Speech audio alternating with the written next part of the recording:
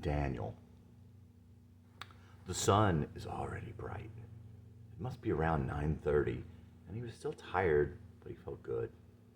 He could tell the fox was already up. Not hungry, he brushed his teeth by the pond, made a slow circle around it, packed his stuff, and resumed his course up country. The climb grew a bit steeper, but he ran into a path, another path, almost completely hidden from disuse. It could easily be the one Frost described as the one less taken. Channing's heart raced a bit, and he said a quick prayer that it would make all the difference. At some point, he realized that the fox had gone on ahead. Not like he had abandoned his pursuit, but as though he knew where Channing was going and wanted to be there when he arrived. The path meandered up the side of a great hill. The views of the ravine were invigorating. Channing barely noticed the weight of the pack and the soreness in his legs and back. He was somehow expectant, more so than before, but for no reason he could think of. He was not yet to the middle of the trip, and he didn't have a destination. There was a possibility of more of the same, which was not a bad thing, and there was no reason to expect a miracle. Still, his hope, always there, was making itself known. The voice telling him he was a dumbass, the one asking him, "What do you think you're doing here? Is this anything for a grown man to be doing? As though you were a man." That voice was still there, but it had a hard time driving out the palpable feeling of hope, and that name was joy. Wow, he thought. I'm all excited. He saw someone up the path. It's hard to explain why, when you are looking for solitude and loving the solitude, it's so good to see someone else out there in their own solitude. Hey! His smile is kind of beautiful for a guy. He doesn't look surprised, almost like he saw Channing first. But he hadn't been looking at him. "I've been waiting for you," he laughed. "I didn't expect I'd see anyone out here." "I'm here all the time. Call me Daniel if you'd like." "I like that name," Channing said, but had no idea why he'd say such a thing. "It suited me at times. How much farther do you plan to go?" Channing started to tell him his name, but Daniel seemed always to have a new question for him, and the answers always seemed more interesting than what he had planned to say. "I hadn't really decided yet. It's still early. And just like in How Much Land Does a Man Need, the terrain keeps getting better." "Better keep track of the time, then." "No doubt. Where are you headed?" "Where the spirit leads me. Do you mind if I tag along with you?"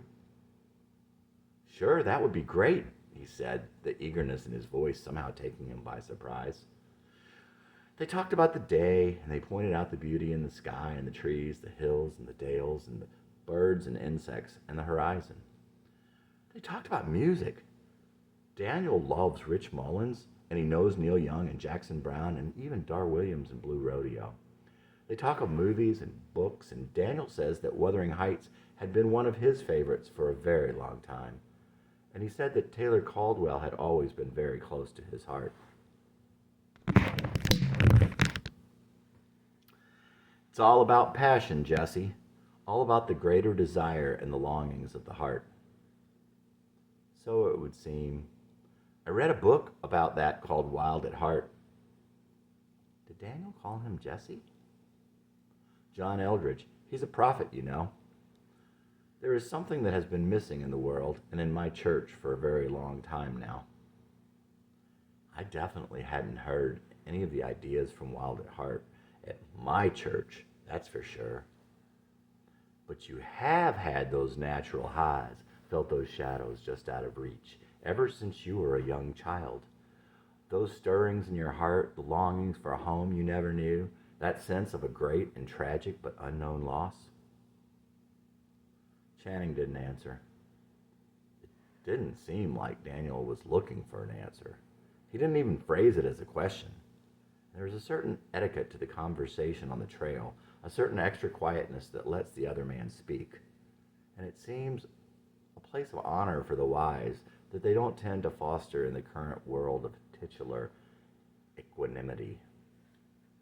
And don't forget smiles, the light on someone's face, the beauty of a child, a young girl's heart, the color that attaches to everything on a clear, warm day in January. All of these things are there so that we can remember to remember. There are only a couple of ways to remember not to forget to remember. One is to surround yourself with the simple things that bring you to joy. The other is to take trips to places of great solitude, the desert, the mountains, the sea. There are places where God restores our desires so that we will not forget He created us for something more, and so that our souls should feel their worth. Those stirrings you feel are the eternal calling out to the eternal. You know what I'm talking about. Sure, though I don't think I could put those things into words. I write songs, but I could never write or talk with the beauty I can feel. How can I begin to describe the smell of spring rain the day I went to see a young girl I thought I loved and ambushed her in the parking lot, standing there in the rain, talking through her window? I can smell that air still. I can feel that air and the sound of the air, the expectant spring, even today, every time I think on it. And how do I tell someone about the Indian summer day on her sister's porch so that they can feel it too? I can go back there even now, any time the memory flutters through my mind like the last butterfly of autumn. How memory can transport your soul and make you feel things again and again as though you were actually there, just the way my cheeks tingle and my mouth waters times I have thought about the black olives and jalapenos on a pizza waiting for me at home. And certainly the way I felt in junior high, from the moment I fell in love with a girl on the first day of 6th grade. What a sweet, desperate longing. What was her name? Carrie Dalton. I came to realize that I didn't just love her, I wanted to be her. You didn't want to be Carrie. You didn't want to be Carrie. You wanted to be united with the beauty you saw in her. Not just her eyes, her face, her hair, her little body, the way she moved, her mannerisms, her words, her comings and goings, but also her sadness, her longings, her inner light, the beauty the others had missed. Channing thought, that's amazing. How can he know me so well? While he was considering his answer, so much went through his head. Wow, here I am, who knows where, no idea where I am going, with the most amazing person I have ever talked to following me. Someone who, by all rights, I should have never met. Yes, it wasn't enough just to behold her beauty. I wanted to share in it. I wanted it not just to reflect on me, but also to reflect in me. To light me up inside. I wanted to be like her, but also to know her. I wanted her to like me, and I wanted to make her like me. I wanted her to see herself through my eyes, to see what I saw. I wanted to have her, but not take away from her. I wanted to possess her, but I wanted her still to be free. I wanted to be united with her without diminishing her, without losing what existed apart from me. I wanted to communicate without speaking, closer than twins. The other, separated before birth, my completeness, and in some ways, the way I sometimes saw myself. We're just alike, you and I. You aren't so different. Again, Channing considered and thought, how could he know this? What does he mean? But Daniel doesn't stay there. Again, Daniel says something that has the potential of turning Channing's understanding of the world upside down, and then moves on. Isn't that what you want from the one? Isn't that what the one wants from you? Isn't that what the one wants to give you? I think so. And I know it's what I want with my wife, Rachel, but I forget. All the time I forget, and that's how I lose me. That's the fear always. Why does it hurt so badly still today? Why, after my complete desolation and rejection by all, Why would this hurt the most? Perhaps it is not the rejection by the one you loved so much for so long that leaves you longing still for her validation, in lieu of the validation that can only come from the one. Perhaps it is because you so thought you could be a better person if her light shone on you.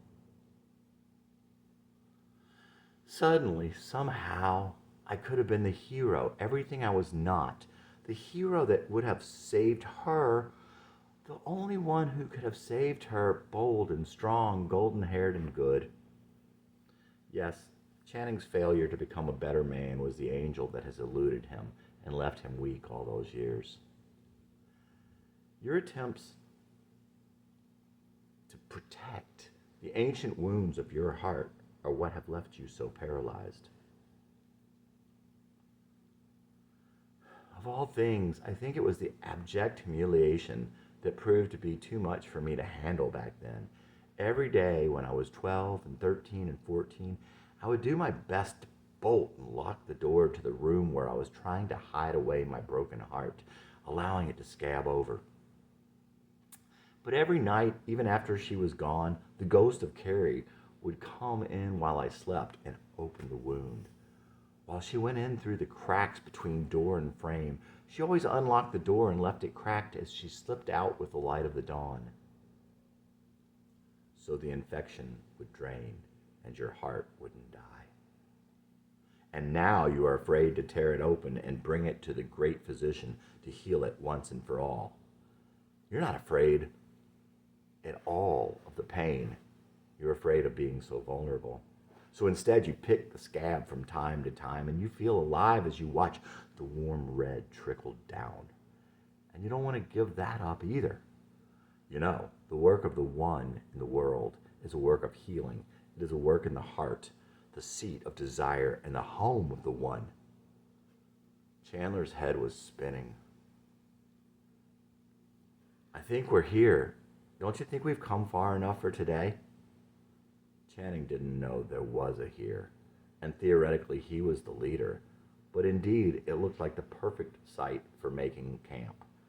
They were high on a ridge, sheltered by rock on one side, with a slight overhang to keep them out of any drenching rain that might come, and clouds have suddenly appeared in the southern sky.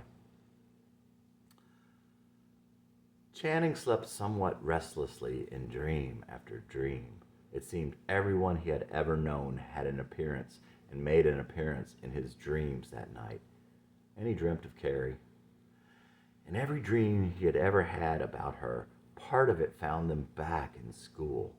But invariably, no matter what happened in those dreams, they would make him feel better about his life, because Carrie always thought well of him in his dreams. This was no exception, and he began to feel lighter even as he remained asleep. In another dream, he was on stage. He reached down to pick up his guitar, but he couldn't. It wasn't that his arm wouldn't move, and it wasn't that it was too heavy. He just could not. Sometimes in dreams, there is another dimension that has nothing to do with the facts of physicality. Channing started to panic as he became aware of the audience, though he could not see them. And there was his band. He could not see them either, but he was aware that everyone was waiting on him. He could not see anyone. No one was near him. The stage was so vast and empty. He felt that clock that he had always felt and had always rebelled against, his enemy. He was aware that he looked pitiful, lost, despondent. He could see himself. He was small and he was wearing a baseball shirt and black running pants and chucks. He recognized himself from a dream of long ago. He was the girl in the reflection in the pond. He looked up, expecting to see the boy from that dream, himself as a boy, but instead, Daniel was beside him. He knew that Daniel knew what he needed. He reached out his hand, and Daniel handed him something. It was heavy, and Daniel closed Jesse's little hand around it. Channing slowly opened his hand, and he saw that it was a magnet, one of those old-fashioned kinds, with each pole painted a different color. It was broken in two. The blue side said, "God's Grace." The red side was labeled, "The Bitter Sea." Channing started to cry, and he closed his eyes. He was crying because he knew there had been something right in front of him all along, something he needed but somehow could not see. He didn't have to go it alone. He wasn't meant to make this music alone. He opened his eyes but could not see right away because of the tears, but he was aware of a comforting presence. Standing at his side was Marie from long, long ago. She sweetly asked him if he was ready now. He nodded his head and said, "Uh-huh." She smiled at him and handed him his guitar. She stood next to him with her guitar, and he no longer felt alone. He felt confident, and the stage was no longer immense, cold, and vacant. Channing felt like he was where he was always meant to be. Channing woke refreshed in spite of the fitful sleep. Some of the usual hateful thoughts started to appear in the shadows, but he had this strong feeling that the One loved him, and the thoughts couldn't seem to come inside, even unformed. Funny, he had always believed that they came from within. Channing's first thought, apart from the dreams, was of Daniel, and naturally assumed he had dreamed him up, along with all those conversations they'd had. But he saw another tent, not 5 feet away from his, and a little campfire between the tents. After a few minutes, he saw Daniel, walking back down the path toward Channing, much as he had first seen him the day before. "Good morning, Jesse. I am so glad I found you out here. It's really good being with you." Channing hardly knew what to say. "Morning, Daniel. Thank you." They began to pack the equipment, and Channing seemed to be feeling so much better about himself. "You seem lighter." Daniel says this with a lot of gravity, but not surprise. It seemed so right to tell him everything, this stranger he had not even known 24 hours. It had gotten to the point where I was constantly calling myself every bad thing you can imagine.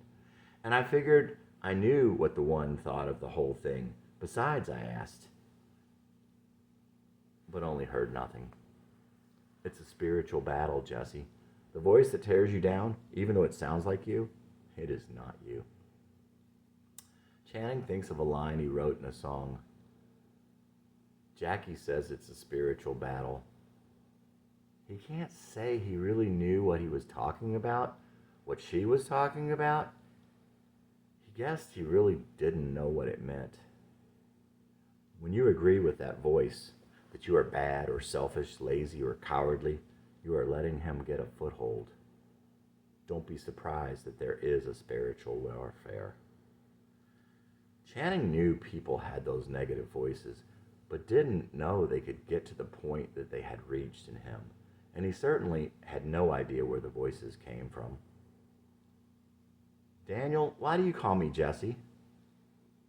"Don't you want me to call you Jesse?" "Well, yes, but..." Channing seemed to lose his train of thought, or more accurately again, a more urgent thought took over. Wild at heart planted in me the seed that God would one day name me. I read that book after I began writing in a journal the story of Jesse who was me, Jesse Dillon. I prayed that he would, but never heard anything. Long after I had finished reading Wild at Heart, and long after I had finished the story of Jesse, I did think that I heard the One speak to me, call me Jesse, but I couldn't be sure. Again, Daniel takes the opportunity, one Channing had given him, to change the subject. "Do you know the meaning of Dillon?" Channing shook his head. "Dillon means lion, loyal, brave, and faithful." I didn't know that. Somehow he had never looked it up. He hadn't considered that last names also have meanings and etymologies. Channing thought, why doesn't he tell me about Jesse or ask me if I know what Jesse means? Channing knew that Jesse meant the grace of God, and he thought, by God's grace, I am his lion. God's loyal, brave, and faithful lion, what I had always wanted to be and was so sure that I was not. But what he said was, I've always known the One loved me, but I longed to hear him say, it's okay, it wasn't your fault. The world was wrong about you. They hated your glory. What? Daniel said, that's a line you'll find in another John Eldridge book, The Way of the Wild Heart. This was what Channing always wanted to believe, but more, sometimes he felt it could be true. Times, especially when the beauty smiled on him and he looked around and no one else was there, it was for me, he would think. For as long as I can remember, I have remembered the beauty. Why was there all this endless beauty, all these glimpses of the eternal, just for me? It told me he loves me. It got me through the pain. But some only get ugliness, hideous, filthy evil thrust upon them while still in their innocence, and for all their inexplicable, more than tragic, there are not words, desperate lives, short or long. Why? It's because this is your story, not theirs. What do you mean? There is more to stories of those others whose stories make no sense to you, more than will meet your eyes in this life. I've thought of that, but you never hear anyone say it. And also, you have thought that there may be props here, or that what you are seeing is not actually the lives of other people, but what you are seeing is not really happening at all. Or perchance there are other lives for some? That doesn't matter to your story, and that doesn't matter to your story and your call under the one. And that is why the Bible seems to suggest that there are no other lives, but it is not for you to know. Yours is a battle to the death, and as far as you know, you have but one life to make it through this valley alive, and you are God's child. Sometimes I do feel like I am God's child, and I do not know for sure that he does not need me. He tussles my hair. I am his beloved son, and I cannot but help wanting to repay his hugs and kisses of beauty by eagerly awaiting the mission he'll give me. I don't know what is in my pack, but I must get it through to the other side. The lover of my soul is counting on me. You are not far away from the truth and your understanding. They began walking up the path Daniel had returned down this morning. It occurs to Channing that he may have begun to lay his claim to being Jesse Dillon. I am Jesse Dillon, and I am a boy, and it wasn't my fault, his thoughts exclaim. As they walk, it seems like Daniel is listening to Channing, although he has not spoken. Though I have known a lot of sadness, I have lived in the ever-presence of unspeakable beauty all around me, and the hideous, unspeakable ugly only has touched me in waking nightmares. With this, I know that the one loves me with an inescapable and unfathomably aching heart. How would you even begin to know what that meant if not for Carrie? Don't be sad about that story. Like the one did, one day Carrie will say to the young Jesse, "It's okay. You're all right. It wasn't your fault. I love you, and I have always loved you." Channing felt an incredible release. What was it? He released his desire to go to her. He kept the desire, but released the responsibility for its fulfillment to his God. Channing knew that his desire would no longer disquiet his soul in its impatience to be fed, to be loved, to be noticed. It occurred to him that he would not see her now. There is a beautiful, happy, sad, and deep, but bearable pain emanating from the center of that thought. There was no melancholy anymore in his longing. He could see where the shadow was coming from, and even though he could not look at the shadow, for it would surely disappear if he did, he could feel its presence to his heart's content, and also then knew he would see it and bask in its beauty one day. Channing felt the pain spread from his heart to all his body and presence, and with the spreading, the feeling changed, and he could see the rainbow of emotion that was hidden in the cloud of darkest blue and black. And he wondered if releasing that desire to float about freely in his soul would free him to give all his adoration and romance to the love of his life. As a prisoner of many hidden desires, he was not there to show his affection to the one he loved the most. But of course, he thought, I cannot tell her all at once. I'll need let my love unfold day by day, each kiss in its season. They walked on in silence for the remainder of the morning. Channing's heart was full, but in a way it was empty. It was at peace. It was quiet. It was still. They stopped to eat and rest. Jesse, your great desires, your passions, they are you. They are what the one loves in you. They come from the one, they lead you to the one. The little replacement desires, the imposters, sex and money and alcohol and television and, these are the little beasts that possess you and drug you from the pain that comes from thinking you'll never have your true desires. If you scratch the surface of the little demons, you will find your hurts and your greater desires. What do you find there? My need for Carrie and my desire to connect with all the beautiful girls out there comes from my need for validation. You're okay. You're cool, cute, lovable. I learned that from Wild at Heart.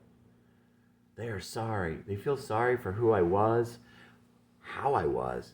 I'm not a failure, a loser. For a moment, all my failings go away. I'm not unlovable. I'm not bad. It wasn't my fault. For a moment, the past goes away and I think I am redeemed. But I'm merely momentarily dazed. And there was always something else there. They walk on in silence for the remainder of the morning. Channing's heart was full, but in a way it was empty. It was at peace. It was quiet. It was still. They stopped to eat and rest. Jesse, your great desires, your passions, they are you. They are what the one loves in you. They come from the one. They lead you to the one. The little replacement desires, the imposters, sex and money and alcohol and television and, these are the little beasts that possess you and drug you from the pain that comes from thinking you'll never have your true desires. If you scratch the surface of the little demons, you will find your hurts and your greater desires. What do you find there? My need for Carrie and my desire to connect with all the beautiful girls out there, it comes from my need for validation. You're okay. You're cool, cute, lovable. I learned that from Wild at Heart. They are sorry. They feel sorry for who I was, how I was. I'm not a failure, a loser. For a moment, all my failings go away. I'm not unlovable. I'm not bad. It wasn't my fault. For a moment, the past goes away and I think I am redeemed. But I am merely momentarily dazed. And there was something else there. In some way or another, perhaps in every way, I felt that Carrie was better than me. Her beauty pulled me closer to the one, just like the beauty I had known, but there was also this feeling that her goodness could somehow purify me in some way. The innocence and goodness of others can inspire you, but when you look at others to make yourself better, you are once again in the sway of another of those little demons. Some little desires to feelings that I'll never be more than I am now. These speak to being closed up and wanting to free my imagination, to open up, to get past my inhibitions. But following those desires never takes me anywhere, and they only open me up to chasing them more. Another of these desires of mine speaks to a whole legion of feelings. Tired, stuck, bored, scared, humiliated, unloved, bad, incompetent, powerless, lazy, worthless, no good for nothing. I'm not asked to do anything, so there is no worry about it being my fault, about being incompetent or powerless. I'm blameless for once. And more than anything, they speak to control and humiliation. When you give in to them, you seem to be in control of the humiliation. In my mind, it's like the worst that can happen happens. It's almost a reverse lust. Take me, rape me, take me away, defile me till I am pure by blameless victimization. But of course, defiling does not purify, and victimizing does not return innocence. Blamelessness is not goodness. And when it is over, it is as though I have been released from my deepest fears. But instead, they come back again and again.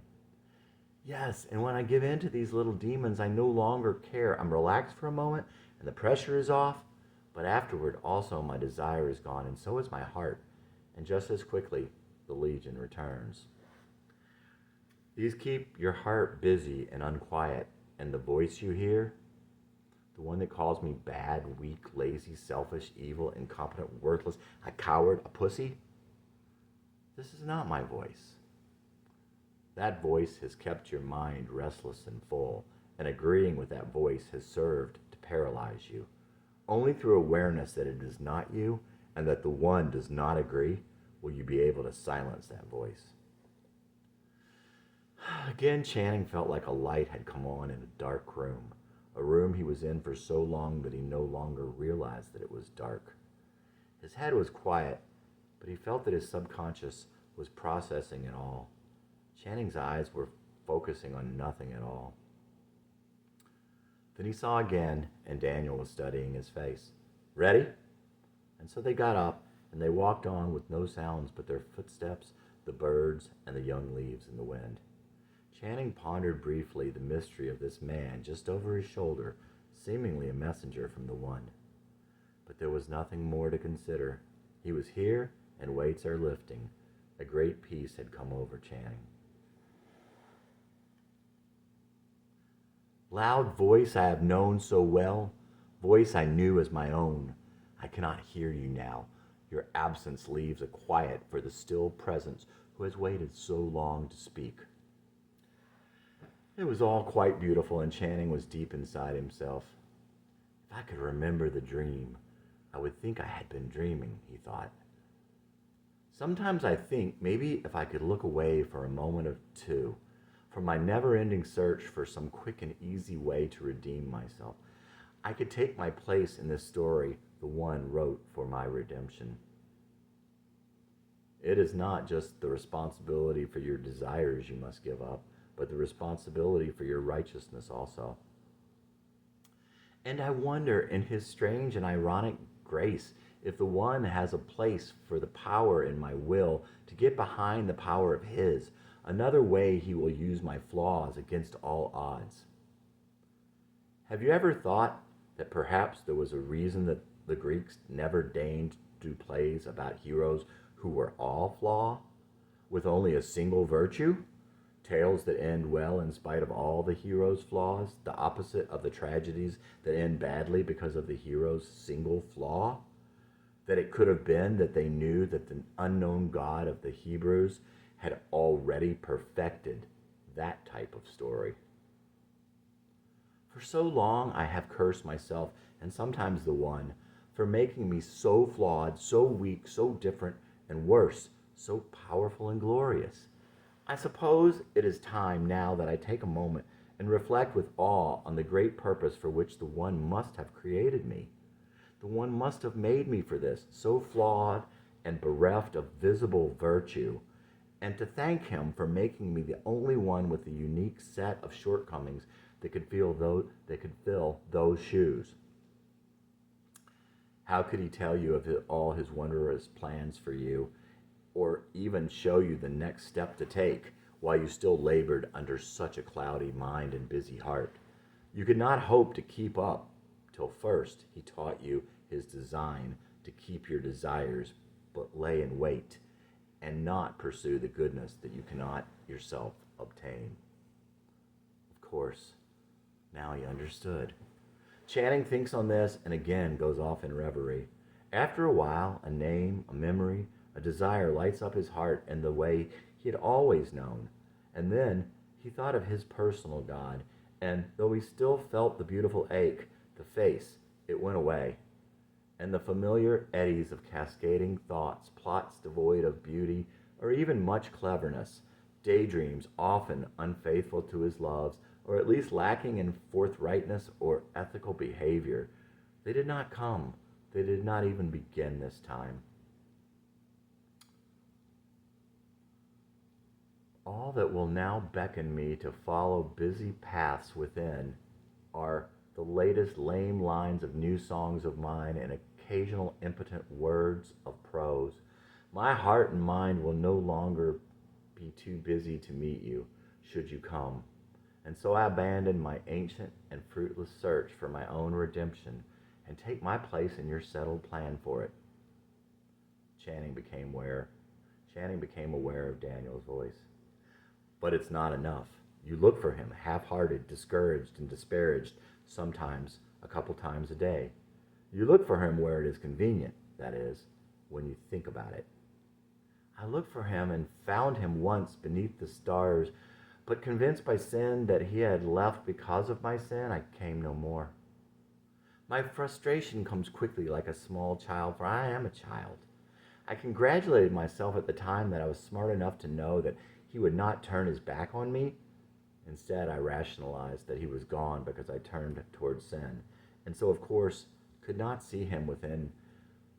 So, of course, I could not see him with my back facing him. I was only half aware that this little thought of mine would keep the door half locked and fully closed. It is too important a meeting for him to leave you, and he is seeking you. The upshot is that your busy mind and heart are the only things that are keeping you from escaping the funk in which you waste away.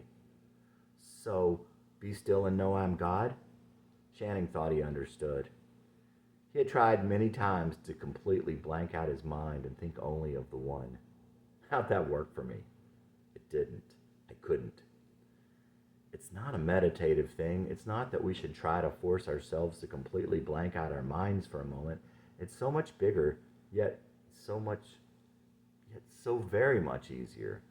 We are supposed to give it all to the one, to turn to him any time we realize that we are trying desperately in our hearts and minds to work it all out, and to still our lives, understand that the one is there and that he is in charge. Now he got it.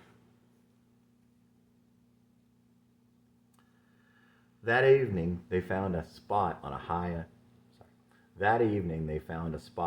on a ridge between massive boulders. Daniel sat with Channing without speaking till the last evening caller had gone silent. Channing had laid back in his tent at some point and woke the next morning, his feet still hanging out of the tent, to find Daniel gone. He looked but found no traces of Daniel in that place. No campfire, no footprints, no place his tent might have stood.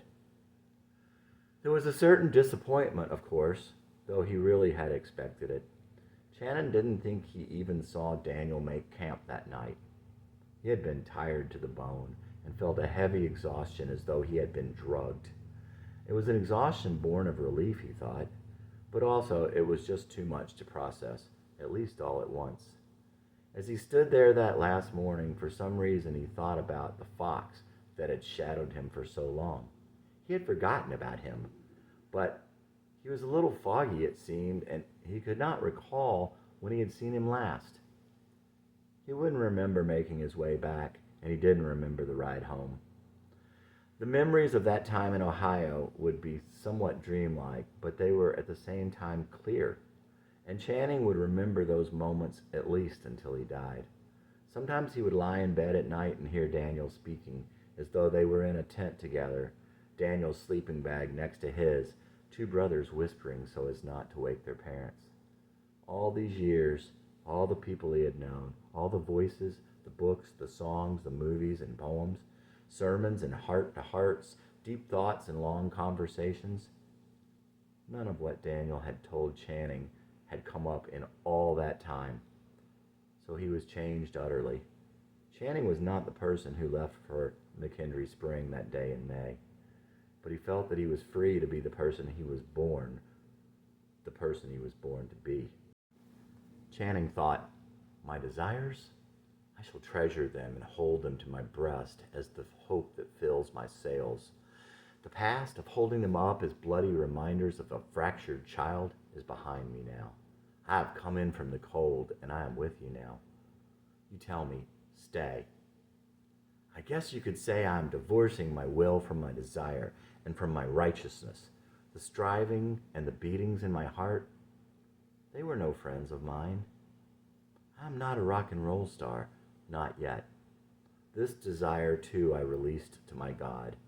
I believe in my core that it is part of his plan, but all things come in his time. My releasing that desire to him had to come first. Maybe all things on that path awaited these lines. From Channing's journal.